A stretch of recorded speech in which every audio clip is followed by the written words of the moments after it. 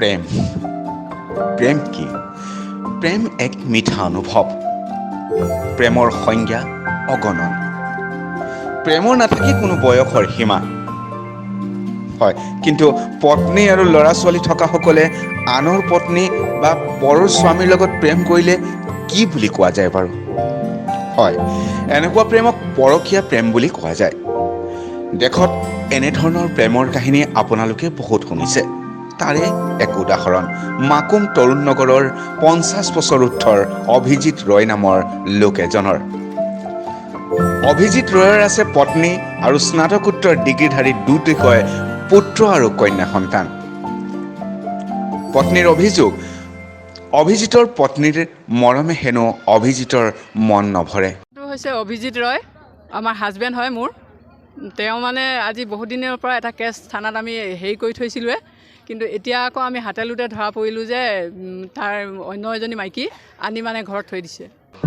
সেয়েহে অভিজিতে শান্তিপুৰ গাঁৱৰ নিজৰ চাহ বাগিচাত অৱস্থিত বাসগৃহটোতে নিগাজিকৈ থাকিবলৈ ল'লে। তাৰ পাছতে আৰম্ভ হ'ল অভিজিত আৰু বঙালী বালিজান গাঁৱৰ এগৰাকী যুৱতীৰ মাতৃ সবিতা চেত্ৰী নামৰ এগৰাকী মহিলাৰ সৈতে প্ৰেম লীলা। অভিজিত আৰু সবিতাৰ প্ৰেমৰ সম্পৰ্কৰ কথা অভিজিতৰ পত্নীয়ে জানিবলৈ পাই গৃহকণ্ডল ঘটি মাকুম আৰক্ষী থানা পালেগৈ। আমি বিচাৰোঁ মানুহজনে অলপ পানিছমেণ্ট পাব লাগে। মানুহজনী হওক বা এইজনী মানুহ হ'লেও আৰু বাৰু আমাৰ এই মানুহজনৰ হ'লেও পাব লাগে আৰু। সেই মানুহজনীয়ে ভাল মানুহ নহয়। 2-3টা মতা আছে অলৰেডি বিয়া পতা। তাৰ ল'ৰা ছোৱালীও 2টা আছে, ডাঙৰ ল'ৰা ছোৱালী। সেই ছোৱালীজনীক লৈ মানে আছিলেহে তাত। আৰক্ষীৰ সন্মুখতে অভিজিতে সকলো ভুল স্বীকাৰ কৰি পত্নীৰ সৈতে ভালদৰে থকা প্ৰতিশ্ৰুতি, কিন্তু প্ৰেম যে মনটোৱে নামানে, দিন বাগৰি যোৱাৰ পাছতে আকৌ চলিল অভিজিত আৰু সবিতাৰ হিয়া দিয়া নিয়াৰ কাহিনী।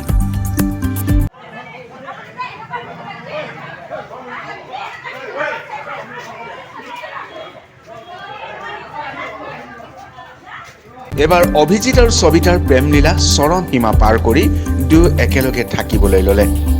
সেয়েহে নাহৰণি, বালিজান আৰু শান্তিপুৰ গাঁওবাসী ৰাইজে দুয়োৰ অপকৰ্মবোৰ দেখি অতিষ্ঠ হৈ অভিজিতৰ চাহ বাগিচাত অৱস্থিত বাসগৃহত উপস্থিত হৈ দুয়োকে হাতে লোতে ধৰি এক উত্তপ্ত পৰিৱেশৰ সৃষ্টি হয়। আপুনি থৈছো, আমি নাই দিয়া নহয়। আমি গেটৰ ভিতৰলৈ যোৱা নাই, আমি কেনেকে ফচিম?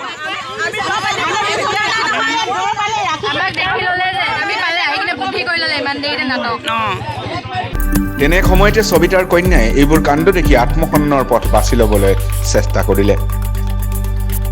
তেখেতক ধৰিব গৈছোঁ, তেখেতে দৰ্জা চৰ্জা লগাই দিছে গেট ছেট। আমি গোটেই ৰাইজৰ মানুহ লৈ পিনে গৈছোঁ, সিহঁতি চাই আছে, দৰ্জা নোখোলে। আমি কৈছোঁ কি হৈছে আমাক কথাবিলাক নোখোলে। তাৰপিছত কি কৰিলে, ছোৱালীজনী ক'ৰবাৰ পৰা এনেই পানী অকণমান আনি পিনে খুৱাই দিলে। ছোৱালীজনী বেহুচ হৈ গ'ল। বেহুচ হৈ পিনে দেখাই পিনে গাড়ীত লৈ পলাব বিচাৰিছে। আমি গম পাইছোঁ যে সিহঁতি খোৱা নাই, বিষ ঠিক খোৱা নাই। তাৰপিছত আমি লাগিলে মাইকী মানুহ যোনজন ওচৰত আছিলে সাক্ষী দি দিব পাৰিম যে তেখেতে দেখিছে মানে খোৱা নাই, পানী অকণমান আনি পিনে খুৱাই দিছে মানে অকল। তেখেতে ওলাই গ'ল। তাৰপিছত আমি ডিগবৈ থানাক আমি আধা ঘণ্টাৰ পৰা ফোন কৰি আছোঁ। তেখেতে আহি আছোঁ বুলি কৈ আছে, কিন্তু তেখেতে 2জনমান আহিলে, আৰক্ষীজন আহি পিনে তেখেতক চাপৰ্ট দি পিনে ঠেলি পিনে লৈ গুচি গ'ল।